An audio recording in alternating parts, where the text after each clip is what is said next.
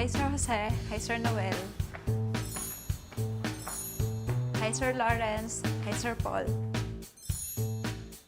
So yun yung activity sa Sir bukas. Hi, Sir Yasi. Hi, Melody. Hi, Sir Conrad. Hello. Tapos, yung sasabihin ko nga pala sa'yo, pakicheck na lang din yung...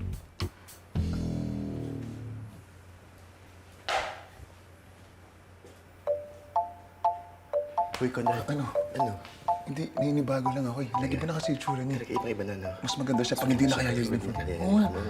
Halika na. Ito na yung activity sa Sir bukas. Wait natin. Yung... Conrad, magparamdam ka kung buhay ka pa. Halika na.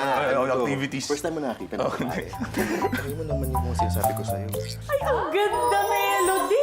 Lalo ka naging blooming dyan. Talaga? Parang na ako minsan. Maganda sa akin. Ay, nako! Parang hindi naman maganda. Mas maputi ka lang sa akin, pero mas maganda pa rin ako. Mas maganda pa rin ang exotic beauty ko. Anong Pepita? Parang kang pinaglihis ang palaya. Dapat hindi Pepita pangalan nito eh. Dapat ano, papaitan. Masarap yun. Hindi, teka lang. May bibigay rin ako sa inyo. Sumobra kasi ito. Binigay ni Miss Helena. Ito. Laki? Uy, para sa akin to? Uy, Melody, sandali lang ah. Uy, thank you naman. Wow. Pero teka, Melody, ba't ano to? Kobre kama? Comforter ba ito? Bakit ito? Parang ang lupa. Oo nga, ba't napakalaki naman? Wait lang, mali. Ito parang... Hindi pala yan. Parang kurtina. Ate Norma, sa'yo pala to. Ay, thank you. Ay, ang ganda nito.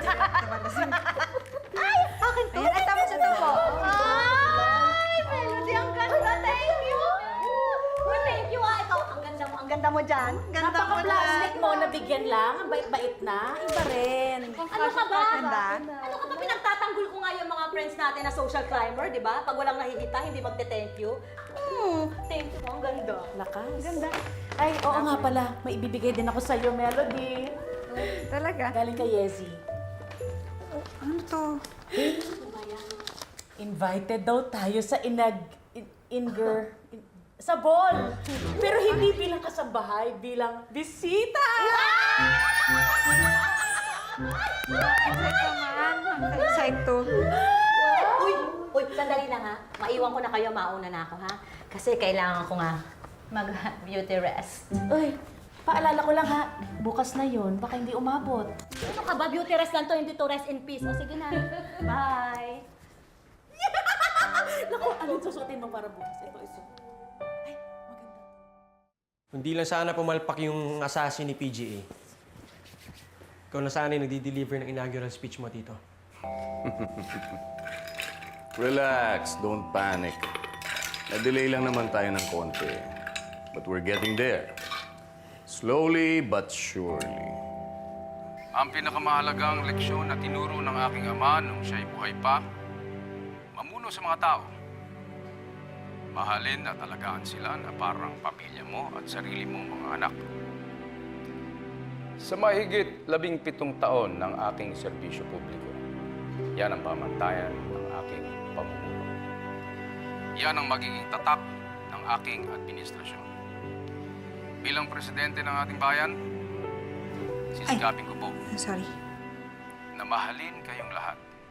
Alagaan kayo na parang pamilya ko at parang mga anak ko. Sigurado ako na magiging magaling na presidente yung daddy mo. Yaya, narinig mo yung speech yan kanina. Hindi ka ba nagsasawa? Nina, sigurado ako na proud ka sa daddy mo kahit hindi mo sabihin sa akin.